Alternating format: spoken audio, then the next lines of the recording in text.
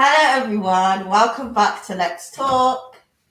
Today we are here with Tima and Max, hello. you guys should say a bit more about yourself. Yeah, hi. I'm Max. Sometimes known as Maximilian the Brazilian. I've been working with Babasa for quite a while, and I got some opinions on gentrification, which I'm here to discuss. Alright. Tima? Hi, my name's Tima, known as Tima only. I'm a That's a student reference. and I started working with Basso maybe like this year, a few months ago. Yeah. Alright, welcome guys. So this episode is called The Tale of Two Cities. So we'll be talking about, the inequalities in Bristol and how everything's so different. Like the standards are different. So what's coming up is going to be an interview with Marvin Reeves. So you guys better stay tuned to hear what he has to say. Let's go off into this. I just want to know you guys, what's your song of the year? What's the song that, changed your life this year? My life has been changed a lot this year. The song that really hit different. It was hit different by Sister, yeah. Yeah, I did that. I really like that song. What about you? I think it's definitely the WAP. That's that's a good. That's a good. That's a banger. That's a banger. Yeah. Some people might be triggered, but that's good. That song was good. Yeah. So, what would you say your favorite type of music genre is, Tima? Ooh, I would say I don't know, R&B kind of. Yeah, R&B. Yeah, Yeah. like Red Tears and Whatever. Yeah, all the time. What about you? Yeah, no R&B, but from the noughties, All the time. Yeah. Old Nothing could beat that. Nothing could beat garage that. and that. Yeah. And house music, that era, that was good. What happened to house? I don't know. I feel like I don't know. The prices have gone up. Oh my god. I can do that. That was sweet. What about you, Star? What's your favorite? What's your Spotify Wrapped? Even though You know what? My music genre, Tima knows, it's all over the place. I listen to anything. I'll literally hear something, I'm like, I vibe with this, and I'll listen to it. There's not a type of except rock music. I've never got into that. Judah? Aria Judah? What? that song, that TikTok song. You know what? I don't know about that. If you know, you know. I do. Rock deserves a chance, though, man. That's got some of the best album sequences. It's I've never heard one. I'm like, yeah. If I hear it, and I'm like, okay, what's this song? Literally, even country, I'm like, okay, yeah. It really depends on the day. To really a country song. Nah, some country slaps, dude. Yeah. Don't sleep on that. Let's look at when I get here. So you start going into the discussion now, guys. I just want to know, what is your experience of Bristol? Ooh. I feel like it's changed over the years. Mm-hmm. I feel like Bristol has changed. Obviously, as a young person growing up in Easton, there was a lot of black people around me, a lot of people. I feel like there was a sense of community. Mm-hmm. I remember going to Adventure Playground, going to Malcolm X Centre, youth club. Now, no, I don't really see any of it, to be honest. I know that. Yeah. What about you? I mean, it's a bit hard for youth clubs and stuff to still be going during the pandemic and that. But Oh yeah, okay. but I get what you mean. I didn't see a lot of it happening before, and I literally live right next to the Malcolm X. Yeah. So yeah, I remember. I never went to the Adventure Playground, but which is sad. But I used to go to Malcolm X at the time for just workshops and that. I don't even remember it was just for community. Literally. There was always something, and I even remember going to them little fun days at Malcolm X, and going to the ventures. You see the certain people, and you get to know these people, and it creates that kind of community because you're literally meeting people you never would have just bumped into every day. So that was nice, but it's not happening anymore. It's also for the younger people. They never have. They will never have that. That's true. It's mostly school and with their friends, or if they go out and find a club or something. I feel bad for young people just because of society as well, though, man. So much more pressures on them to be a certain way than when we were kids. you know, I don't remember giving a rat's ass about like my, you know, my image or like Yeah, opinion, sure. like what opinion a lot of people had of me until like I was in secondary school. Like, there's probably people in primary school that are like, you know, going around, you know, on, you know, Snapchat. What are you doing? Sure. I remember when I got Snapchat for the first time in year 7, yeah. Everyone begged me to get it. Like, I was like, whatever. I was gassed. I thought I was so cool. I remember, like, everyone asked. I see, like, people in.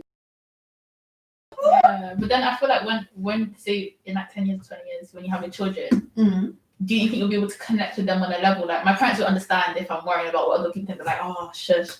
But I would be able to understand what my child's going through more than my parents would for me. But think about it, like, technology is really advancing quickly. Maybe in the future, like, it's like literally virtual maybe world. like this. World. You don't know about anything. I used to have to wait 5 minutes for this to. You have to wait 1 second. Like, there's always gonna be something. Of, you know, it was harder for me back then. I don't even think like I feel like we have kind of an easy life as young people with technology right now. But no, imagine they're like, oh, you don't know. What? I feel like our even if we don't understand our children's like problems, I feel like we'd still be more sympathetic. Yeah. I feel like we're generally just a more open-minded sort of generation than like because of society again, like because we're allowed to like urged to almost by society now, whereas our sort of parents' generation wasn't so much. So it was a lot rarer for them to be like accepting of like things that they didn't go through and stuff. Right. I feel that. And I feel like that's why like things like youth groups are so important, because I remember going to youth groups and sitting down with like the older people. They used to have dominoes and things like that. And they'll just sit and tell me about life and tell me about things they've been through and like making you like connect in that way with like our older generation. I feel like that's so important for guidance, because maybe some people ain't getting it at home. And they don't have anyone in their life that's like guiding them in that way. So like something like a youth group is just a good way to like guide people. Yeah, man. I think there's a stark lack of like youth centres and stuff. Like there's only a couple in Bristol that I like know of that are like people go to basically. But like I'm pretty sure there used to be more, but they just slowly get defunded because it's like going to like policing and social things. In it, it's like they're basically just trying to break up the youth so that they don't like talk about why things suck and try and do something about it, and so and they just put money into like controlling people instead.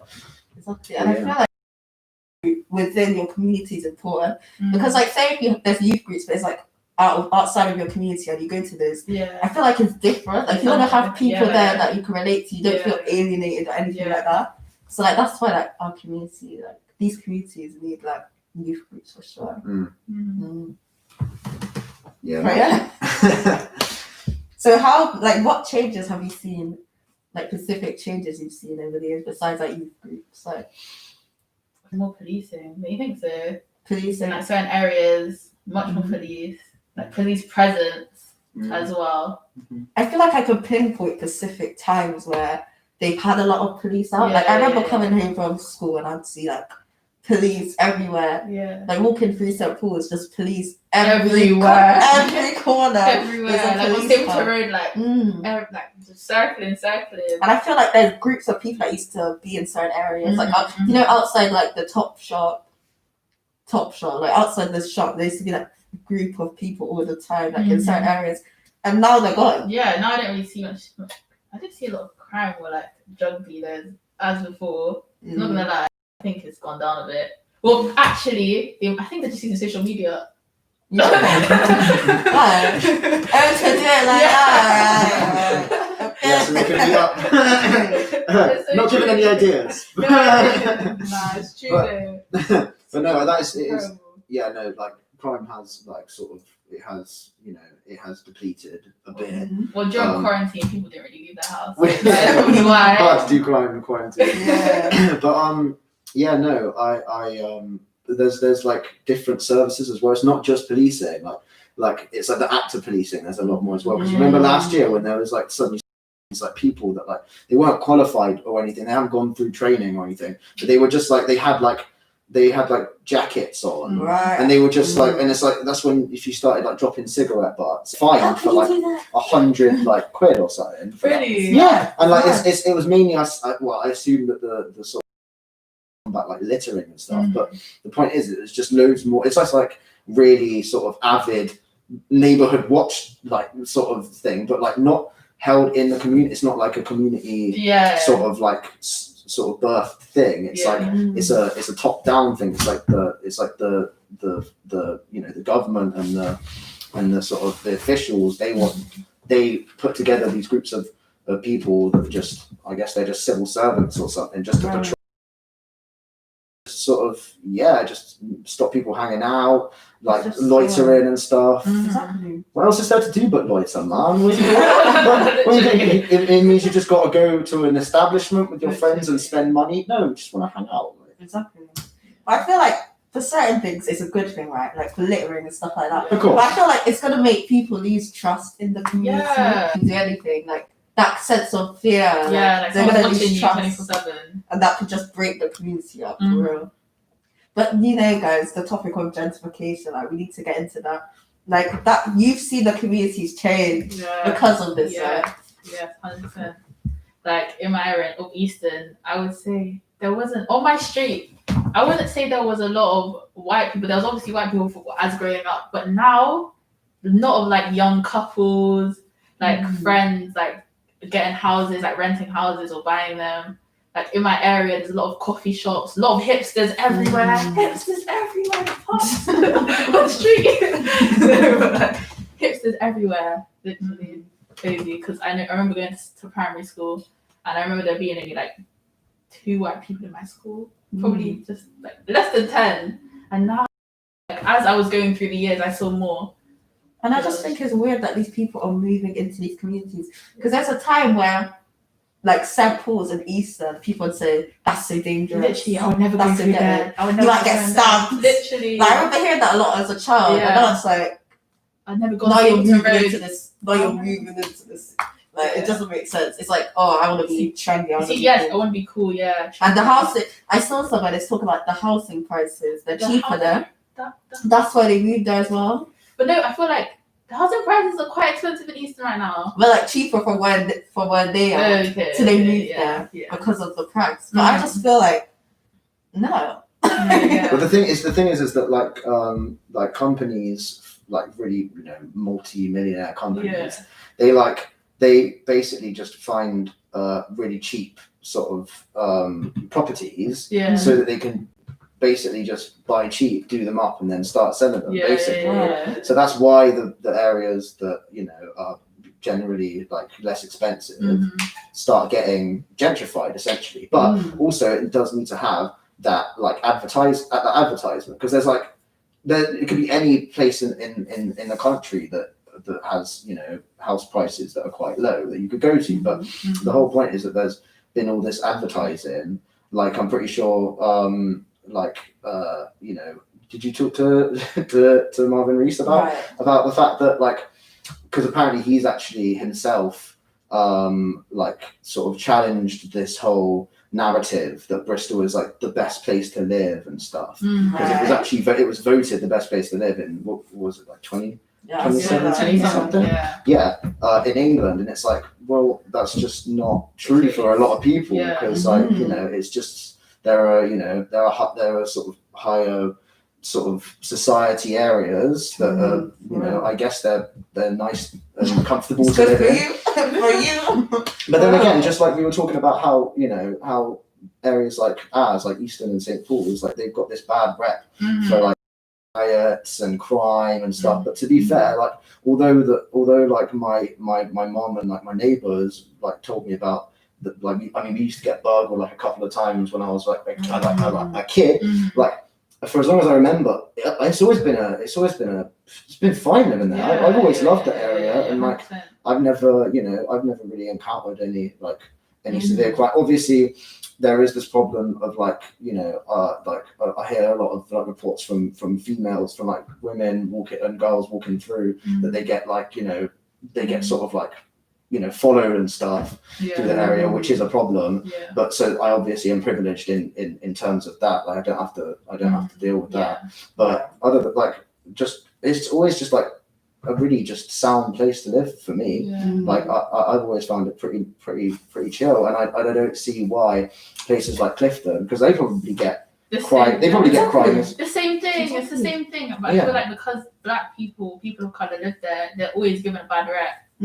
Like there's probably as much drugs and as much crime in Clifton, but for sure, because it's a white area, it's not being portrayed in that way. That's what it is. It is a race thing. When I was in primary school, I used to like people would be like, oh, where do you live in Bristol? I'll be like, yeah, St. Paul's, and they're like, really? What? You don't look like you're from St. Paul's, and it's like, what does that even mean? Like, what?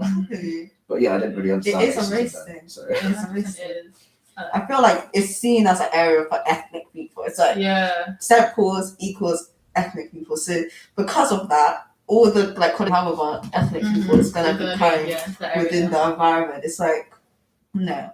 I feel like most people used to be saying this stuff but haven't even been there. Or they just go down Carnival, like that's Carnival. They always have something bad to say. People even go through St. Paul's until Carnival and everyone's having a Speaking of people who've never even been there or like just don't generally live, I'm actually sick to death of not only this like advertisement to like corporations and like rich people in other cities to come here and like set up shop and stuff because of the culture. So it's such a paradox, because it's like the culture and the sort of like the sort of the uniqueness and the that's what is celebrated, and that's what brings in people that want to come and live here, which is great. But then that obviously saturates it, and because of the people moving here that are rich, companies want to push up their prices. Then moving everyone out. In it, and that's actually the difference between gentrification. Is that community revitalization? It comes from the ground up. It comes from communities. Like St. Paul has a very strong community, or used to. As you put. And so it's always working communities like that to sort of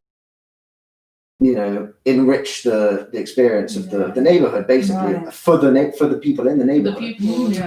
And that it's sometimes these things have to have investors and stuff, but it's led by the community themselves. And gentrification it's led by the corporations, and the people who live there get no say in it, basically. That's and there's this thing called displacement, which is where like obviously as the area gets more expensive, the house prices are driven up. Like people literally have to just move, basically, forcing them away in it. Like that's a thing called direct displacement, which is where so like your rent goes up by 65% at the end of a year or something, and you just can't pay it. You've got to move. Most people wouldn't be able to up that. And then there's indirect displacement, which is basically where there's protected sort of like price ranges, like like rent protected sort of areas and housing, but they sort of alienate you from your community and make you feel like you don't belong there anymore, which I feel that quite a lot with areas that I frequent and that I live in as well. Exactly, like Euston especially, like all the cafes, and it's like I've never been in one of these cafes. These cafes are 5 minutes away from my house. I've never stepped foot. The prices are extortionate. If you're not paying that for a coffee or it doesn't reflect the people that live there. I feel like even if I went in there, I'll probably be the only black person sitting in that in that coffee shop, and it's literally in my community. It's crazy. And if you look at places like Notting Hill in London, you can see that like things like that happening to places like St. Paul's and Euston, because that like Hill is a very cultural place, and I'll look at it as literally hardly people live there. Yeah, no, it's actually crazy, because not only is there the people, the sort of the rich people that move in, but also I get this feeling that it's like it kind of works down to the sort of lower classes as well, because the amount of people that I've like seen, that I've like met right in Bristol, pubs and parties and stuff in the past, like, and they're like, oh, where are you from? And I'm like, I'm from Bristol. And they're like, really? It's like, we're in Bristol. Like, where are you from? Yeah, and it's like, it's basically, it's not only is it in the sort of upper class, sort of advertised for its culture and then monopolized on by them, but it's also for the lower class, like students and people and younger people from other cities, richer cities, will come here just to exploit it for its culture, for trendiness. Exactly. And they don't even like appreciate that like there's depravity here as well. That we've still got a massive homeless problem. There's still a lot of crime. It's like it's really glorified for stuff that it should just be like.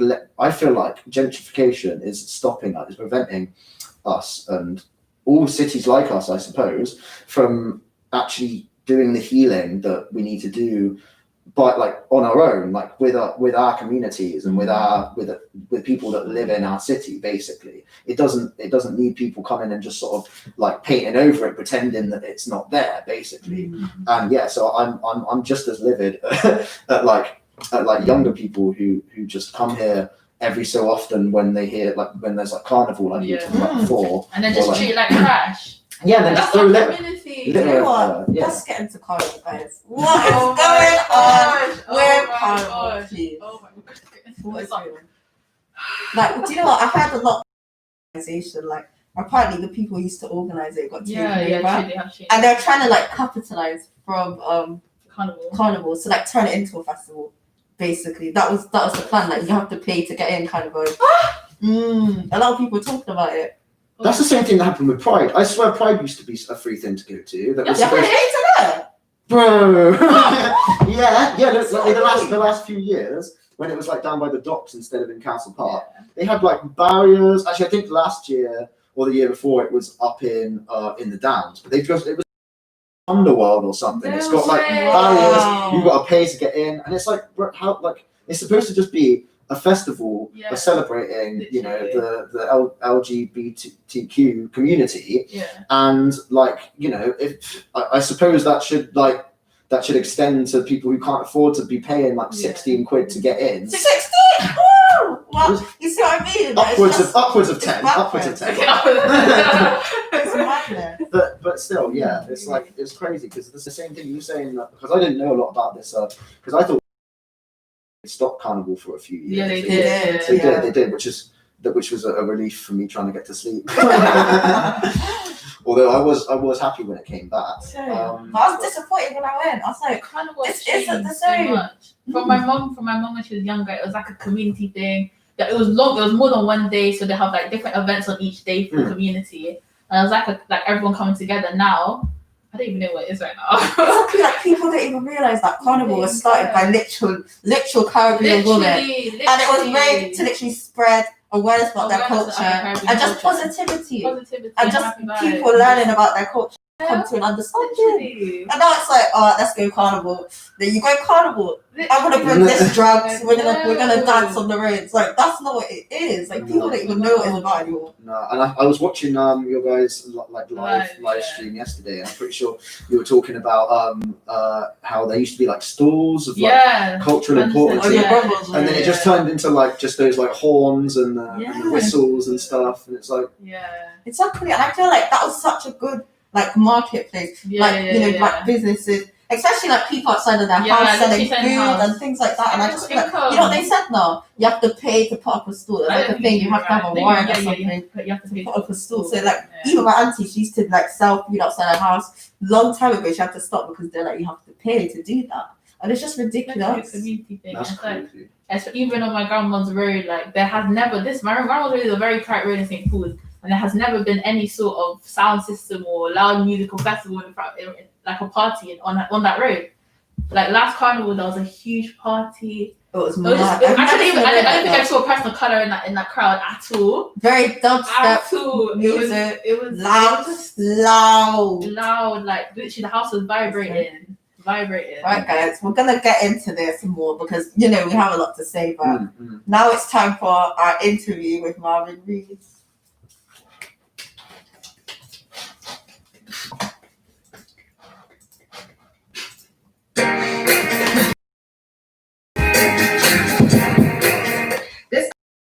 cities. So it's basically about the divide in Bristol in like everything, the way it looks, education, and that's what the episode's about. So before we get into it, I just wanted to ask you a random question. So like, what do you think has been your favorite song of the year? Favorite song of the year? I tell you what I've been listening to a lot this year, but it's not from this year. Yeah, okay. I can have two, right? Ooh Child. Okay. You ever heard this? And It's, I think it's a 70s song. It's in the film Boys. I first heard it in Boys in the Hood. okay. It's a great song. Ooh Child. I'll find out who wrote it. Who sang it. So the lyrics is the five stair steps. And yeah. And then my next favorite song is from a Disney movie called and it's called It's Going Down. It's All right. I've heard that, yeah. It's the rap battle from Descendants. So my little girl is big on Descendants, and I do like that song actually. That's good. That's good. I listened to it last night and tried my own little rap with it because the words come. I haven't seen the movie, but I've seen like clips of that on YouTube. So. Oh, there's three of them. Yeah, there's three. Oh, okay. I surprised myself. I quite enjoyed watching them with it.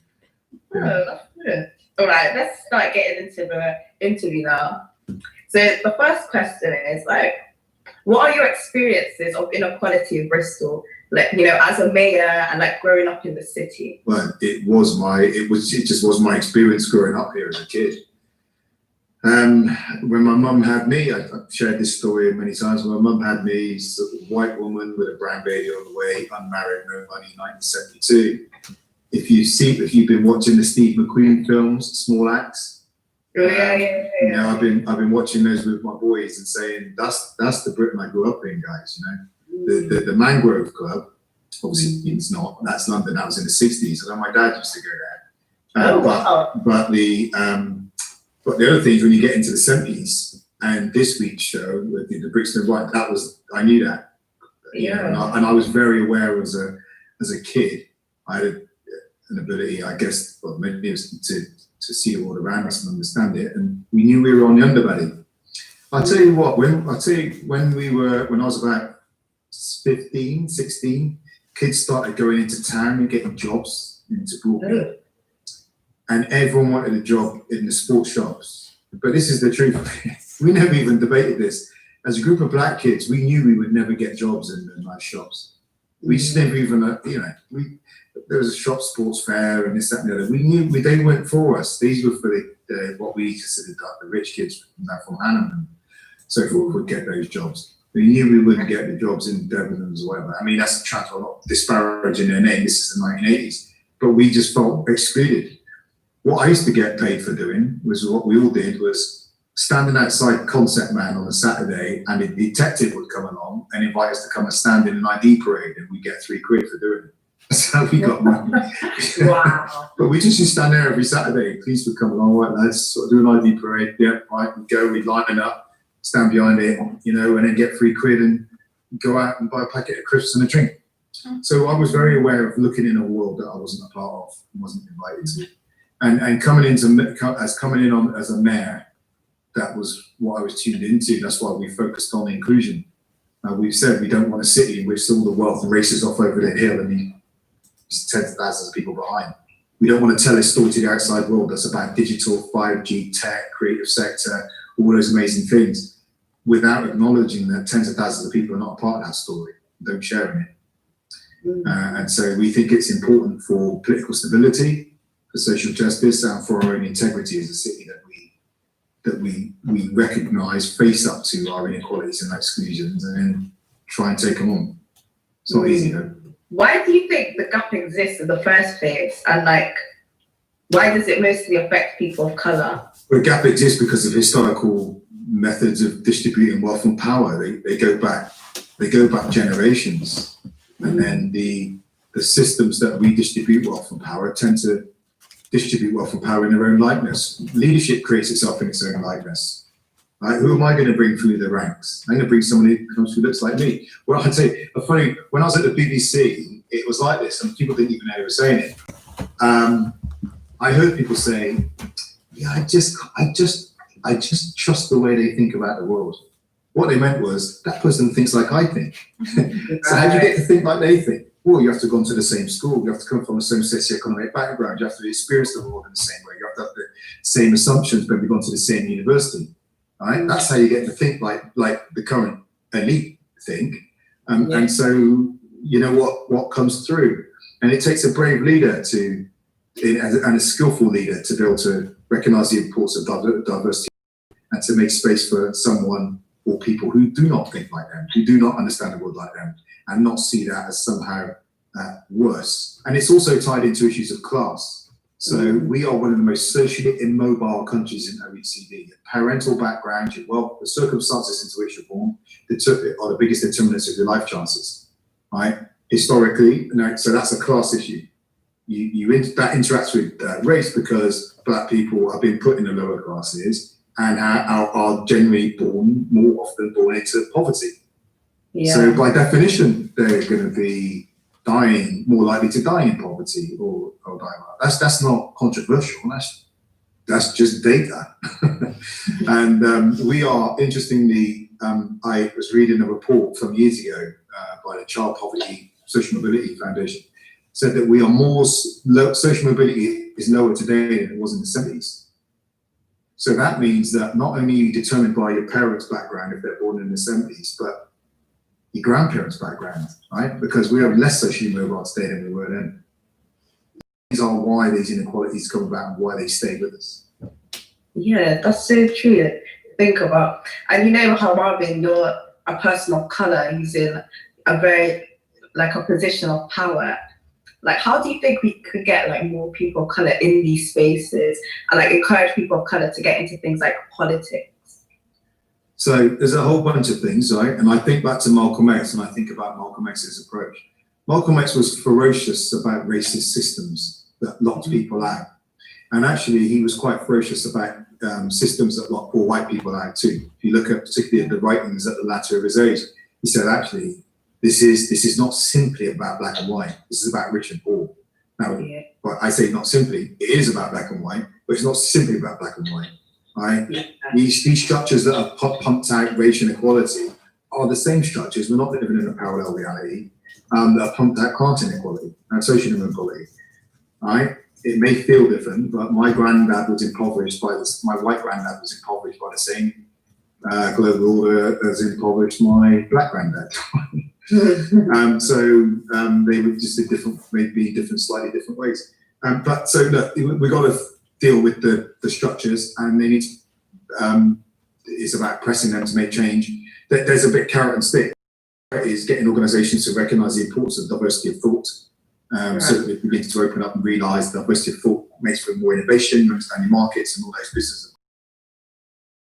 It's illegal to discriminate, and you need to sort your. But Malcolm X was also ferocious to black people, right? You got to read books, right? Don't allow yourself to be uneducated. Don't allow yourself. Don't buy in and don't pursue ignorance. Don't pursue marginalization. And there's an element of that that's gone on. Chris Rock has done some powerful comedy on that. That's very, very hard hitting and hard to hear, but he's got his name. The whole audience is like, I can recognize that. If you've watched the Steve McQueen film about Alex, the second name of it escapes me at the moment, that was on Sunday night. It's about a young black boy who grew up in the care system in the 60s, was treated badly mistreated, ended up moving to Brixton, ended up getting put in prison. And when he was in prison, it was a dread that said to him, you need to read, right? And he gave him his first book, The Black Jacobins, right? He said, this is your pathway. Alex went on, second name gets me, to write loads of books. I'm going to buy those books for my boys for Christmas. He went on to write books. That's it, right? Your education, self-empowerment, build up your own bank of resource, knowledge, approach people like me, approach people like Asha. We got many people like Poku, like Sado. There are people who want to make the connections, Marty Burgess, Marina Gourmet, you can list them, right? Edson Burton, people who are willing to support us. So deal with the systems, but we've got to deal with ourselves too. Yeah. Can't shoot low. Can't shoot for low aspirations. For true. But what work is like? I feel like a work is happening, but not a lot of people know like what type of work is currently happening to stop inequality in Bristol. Oh yeah, this is the point. Someone said to me the other day, Marvin, people saying something's going on. You know, my point was, look, I said, get your phone out. They got their phone out. I said, type in Marvin Rees blog. They typed it in. I said, what's the top of that list? Oh, it's about feeding kids, right? Okay, poor kids, right? I said, scroll down, what's there? Domestic violence, period poverty, housing delivery, sustainable development.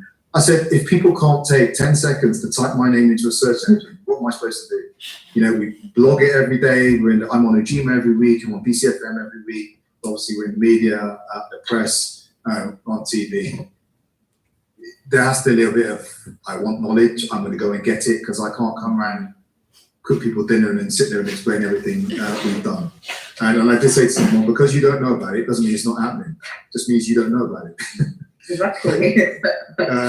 So there's loads. I mean, Issues of Race, we won Stepping Up. This is a national award-winning program for people from Black and Asian backgrounds. Initially in mid-level management, 60% of that cohort went on to get promotions in organisations. Now for women and disabled people as well.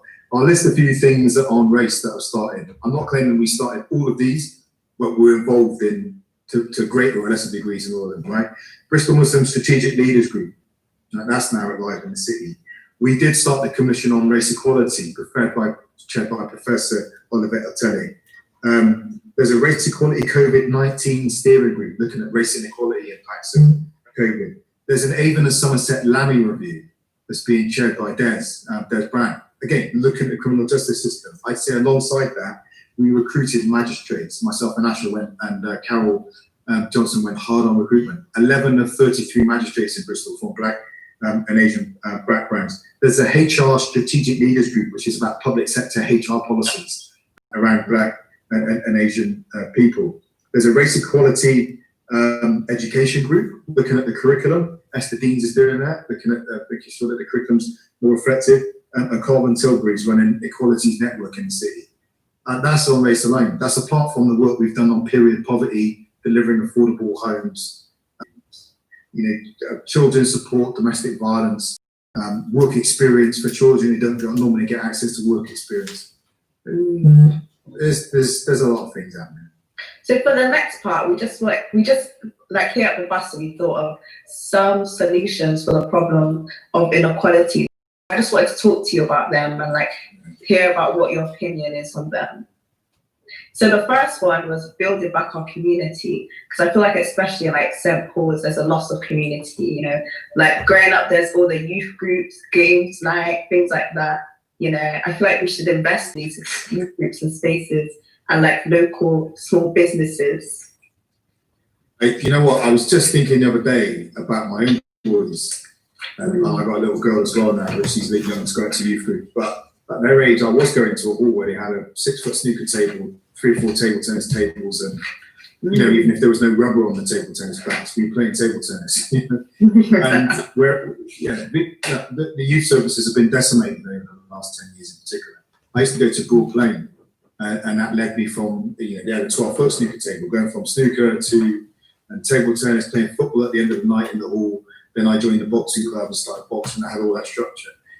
My children only tend to go to structured activities now. It is football, it is wrestling, it is rock climbing. But that general youth club is not as available as it once was, and that's the decimation of youth services at the hands of the government. Frankly, they've starved it of resources. So it's brutal, I agree. Communities further being undermined by gentrification. Well. Rocketing house prices, and somehow now property developers come in and say, "Oh, I can make some money here now." First Windrush generation by having them in substandard houses for all those years, and then now the houses are going up in value. You see another chance to put a nuclear hotel in there. But that comes back to our own sense of that comes down to a conversation I've been involved in with people like Mike Burgess and so forth. The community needing to be organised. Let's be and using opportunities to build wealth and buy properties and so forth, then you build a basis for wealth. Sometimes, if I'm frank with you, and let me let rip here. Sometimes the politics within the community is not so much about how do we work together to build wealth. It's this person stood up. Let me just try and tear them down. Yeah. Let me point out how they ain't done nothing for nobody. I had it. Marvin, racism is still with us. Well, racism's been 450 years in development. Well, I'm supposed to solve it in 2 years. So we do a lot of that to ourselves, which is a problem. So the idea is like a voting drive, so getting underrepresented groups to register to vote, alongside the political education for young people, so they understand why they're voting and exactly who they're voting for. I feel like that's the big one. Like even me, like there's a time I didn't even know much about voting at all, and I feel like we should drive people of color, especially, to look into politics and who they're voting for. So I'm pretty hot on this, and so I'll say a few things. I've just come off a call that we were talking about making sure people don't lose their right to vote next May with COVID and people dropping off the register and losing their homes and the rest of it, right? It's an expression. So two things I'd say about that. It's worth going on Channel 4 and Googling Channel 4 News, on YouTube, Channel 4 News voter suppression, how proactively Donald Trump set out to stop black people voting. So they've got a strategy, and then you've got African Americans on there. Yeah, I didn't vote. Like it's a badge of pride. Hold on, this guy who hangs around and gets endorsements from the clown has set out a strategy to not have you vote. Standing there saying you didn't vote is not a badge of pride, my friend. And actually, not voting is perhaps sometimes a bigger act than voting. Because vote suppression is a strategy. My sister's posted a story that I quite like. She said, like, voting's like kind of catching a bus, right? Don't expect it to take you exactly where you want to go. If you're waiting for a perfect candidate, it ain't coming. Yeah. Right? But it takes you in the vicinity, right? And that's better than when you started, right? And then you've got to do a little bit of walking out the other end. But it ain't perfect. No one's saying the political system is perfect, right? No political candidate is perfect. But you've got to have your voice. I tell you, I lived in the United States in the 90s and into 2000. An African American friend of mine said to me, this is another way of measuring. He said, we don't vote Democrat because they'll do anything for us. We just know they won't do anything to us. Now, at the time, I thought that was really cynical. And now I think actually that makes sense. Sometimes you just want to say, just stop kicking me. If you just stop kicking me, then I've got the space to get up and make stuff happen. I'm not expecting you to do anything for me. I just don't want you to do anything to me, right? Yeah. Now you look at the story of the Black Wall Street. Again, there's a fantastic documentary online. No one helped the African American community to build that powerful economic community with their own segregated village. It was segregated and they built their own community. No one helped them, just left them alone. And then they built it, right? And then it got burnt down in a big race riot. But that's my point. Sometimes you just got to give people the space to do stuff. When I was in the United States, the 2000 Africa campaign, I was involved in, and a lot of the activists it's about the indebtedness of African countries, Asian countries, South American countries. One of the activists from Liberia just said, "I don't need anything from you. I just need you to take your foot off my neck." Right? And I'd say, so we got to think about voting in a different way. Don't allow yourself to be excluded, as some people want to. It ain't going to be perfect for you. But sometimes it's just about stopping bad things happening, right? Yeah. It's not Christmas. It ain't going to come, you ain't going to get a box with all your wishes fulfilled for the world, No one's going to do that, But there's a line by Reuben Carter, you may not know Reuben, Hurricane Carter. So there's a book, and he was a boxer, and he was fitted up and put inside and did 25 years more than that for a murder he didn't commit in the United States. And then he was released from prison. There's a book about it, but there's a film about him as well, starring Denzel Washington. And one of the things, yeah, you should watch it. Reuben Carter in the movie says, people who bemoan their lack of opportunity often fail to realize that small doors can lead into big rooms. And what we do is we take every small opportunity that comes our way and we take it because you never know what's on the other side of that opportunity. All right. What do you think about the interview? Very good interview. Mm-hmm. Yeah, I don't think there was a lot I would challenge Yeah, about what he 100%, said. I literally. don't know if he really directly answered all of the questions that you really put for him, but I think he did the sort of best with what he could. And yeah, I think it is quite unfair because I think Marvin Rees and the Bristol City Council do get a lot of flack for stuff that they don't really have any say in, because essentially central government are the people who make the decisions, and you know, the governments of the cities, they basically they have to essentially, they get some leeway of what to do and how they decide to do it, which is why we actually see quite a lot of people of colour in council, but like in comparison, let's say, to some other cities. But yeah, at the end of the day, if the central government tells them they've got to do something, they've got to do it. So, you know, like, I think he does get a lot of flack for that, which he can't really do a lot about. Also, I feel like people's expectations are just, I don't understand, like, literally the whole system is built on racism, hundreds of years of racism. How do you expect one person who's been a mayor for 2 years to solve everything? Like, that's really not the case. Like, that's impossible. And I really agree with what you said about reading as well. I think that's one of the main reasons that I'm upset with the way that social media has gone, is because it's basically like companies and corporations trying to sort of like de-escalate the sort of the stigma of reading. It's like they try and it's like people will read less because they're more concerned about their social media sort of presence and stuff like that, and being online all the time, like looking at YouTube and Instagram and on Snapchat and Facebook and stuff.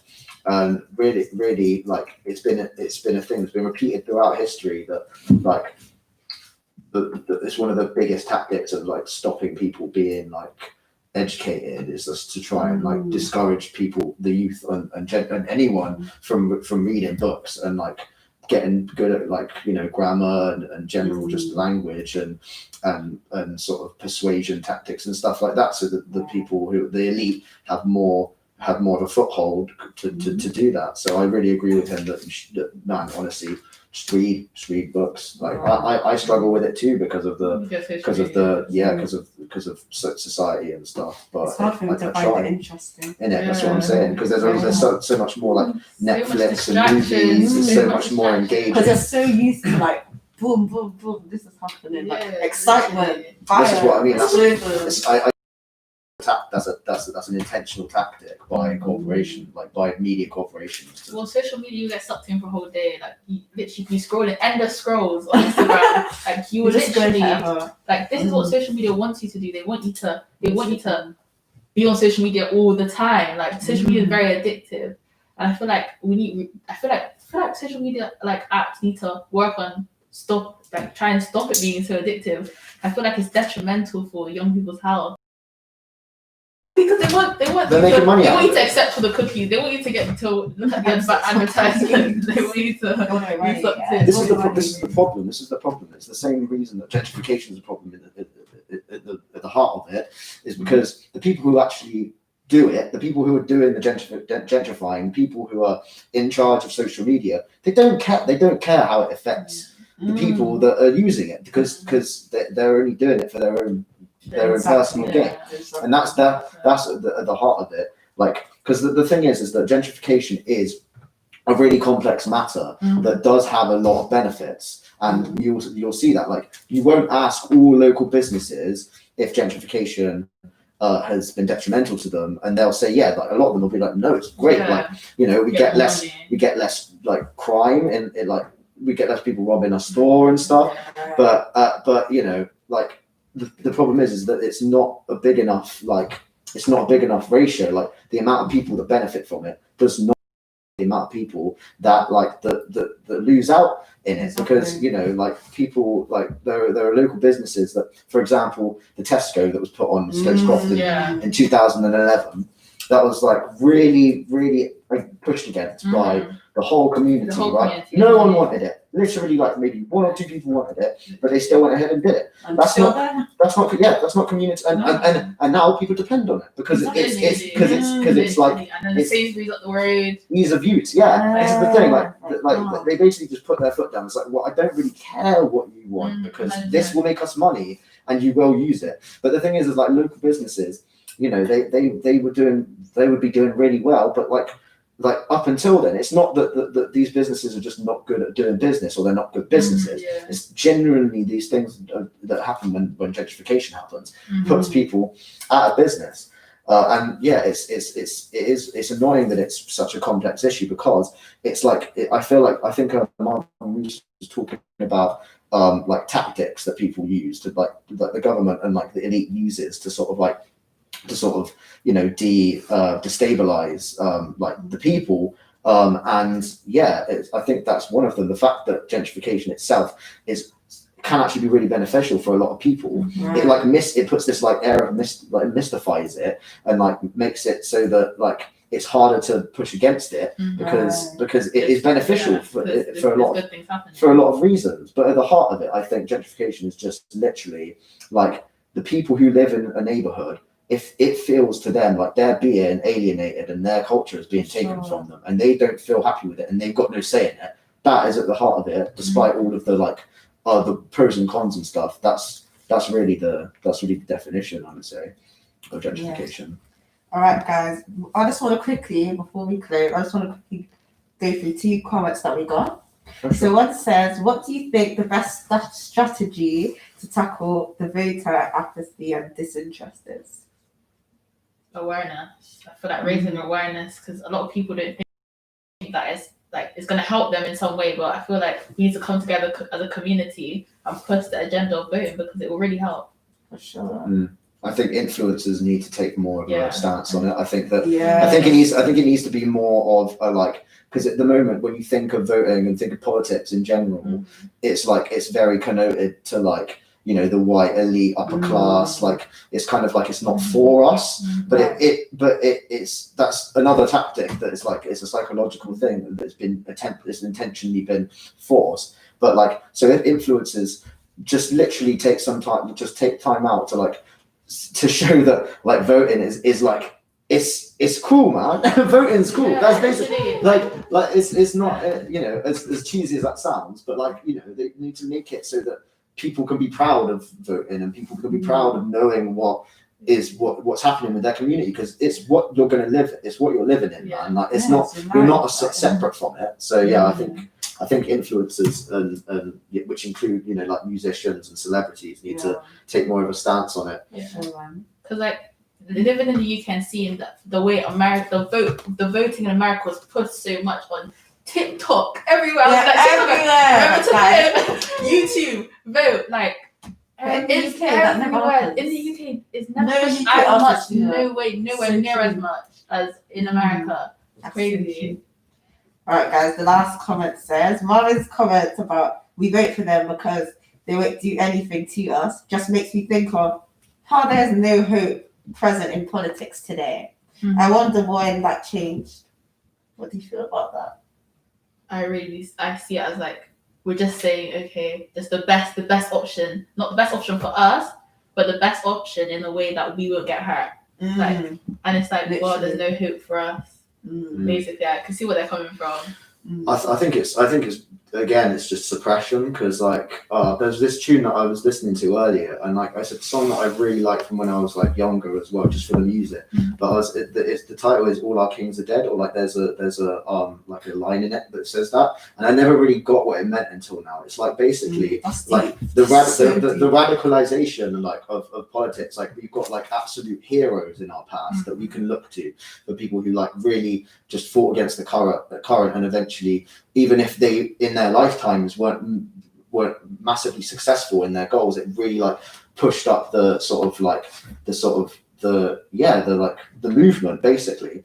And it's like because of suppression, because of people being like all of these psychological tactics that I've been talking about, like we don't have those icons anymore. We don't have those heroes that are really like, you know, standing up anymore, like that really have a platform and are fighting against it. And it really it's not given the sort of, they're not given the platform by the media because Yeah. they just tried to like sort of sweep it under the rug and stuff. So we don't have we don't have people who are in politics who are really, I mean, we do have a couple, but they're like very few and far between. And like, unfortunately, they're usually in America as well. Like, Nothing can happen here. With that, well, I mean, I think you can't really like you can't sort of rule it out. I mean, at the end of the day, as we all know, like the younger generation, the youth, like it's our generation that have the new ideas, which is what Babassa's doing to sort of like try and show companies that they don't have to be scared of changing their ways and doing things differently and bringing in new ideas from like diverse young people, because that's the way to diversify your sort of your tactics and your like your business, I guess. So I think the same with politics. Like we just need to get more young people with new ideas into politics. And just not white men. Yeah, man. Well, Like, yeah. let's I get mean, some colour. colour, everything, Different colour, genders, size, like just just all different walks of life. You need that's true representation at the end of the day. Yeah, man. All right, guys, it's come to the end. Watching, let's talk, and I'll see you guys in 2 weeks. Bye.